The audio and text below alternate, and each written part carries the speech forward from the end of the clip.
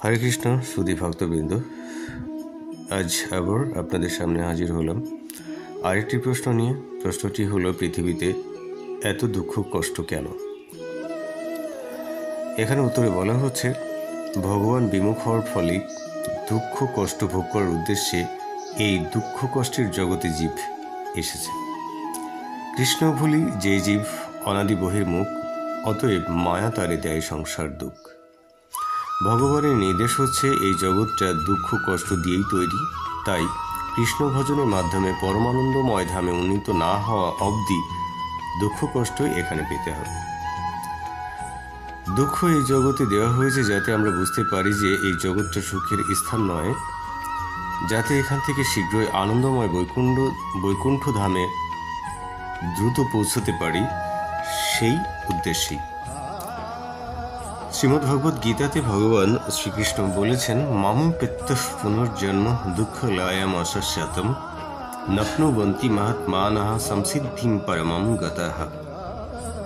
অর্থাৎ,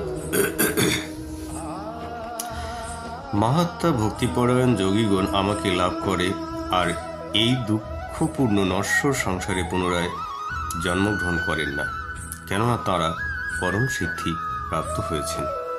যেহেতু এই অনিত্য জড়জগৎ জন্ম মৃত্যু জরা ব্যাধি রূপ ক্লেশের দ্বারা জর্জরিত, স্বভাবতই যিনি পরমার্থ সাধন করে কৃষ্ণলোক বা গোলক বৃন্দাবনে পরম গতি লাভ করেন, তিনি কখনোই এই জগতে আর ফিরে আসতে চান না।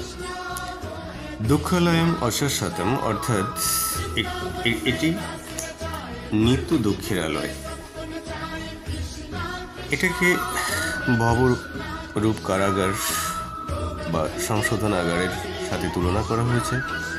আমরা দেখতে পাই অপরাধীগণ কারাগারে নিক্ষিপ্ত হয় সংশোধনের জন্যে। তো ঠিক আমরা জীবাত্মা যারা, তারা এই পৃথিবীতে নিক্ষিপ্ত হই সংশোধিত হবার জন্যে, এবং সংশোধনের পর আমরা আবার পুনরায় নিষ্পাপ নিষ্কলুষিত হয়ে বৈকুণ্ঠ ধামে ফিরে যাই। আরেকটি তত্ত্ব ব্যাখ্যা করা হয়েছে শ্রীমদ্ ভগবদ গীতার শ্লোক দিয়ে, সত্যম রজস্তম ইতি গুণা প্রকৃতি সম্ভবা নিবদনন্তি মহাবাহ দেহে দেহি নমব্যয়ম। ভগবান শ্রীকৃষ্ণ বললেন, হে মহাবাহ, জড়া প্রকৃতি উদ্ভূত সত্য রজতম এই তিনটি গুণ দেহের মধ্যেই অবস্থিত জীবাত্মাকে আবদ্ধ করে। জীবাত্মা চিন্ময় হওয়ায় জড়া প্রকৃতির সাথে তার কোনো সম্পর্ক নেই, কিন্তু তবুও জড়জগতের বন্ধনে আবদ্ধ হয়ে পড়ার কারণে সে জড় প্রকৃতির তিনটি গুণের দ্বারা প্রভাবিত হয়ে কর্ম করেছে।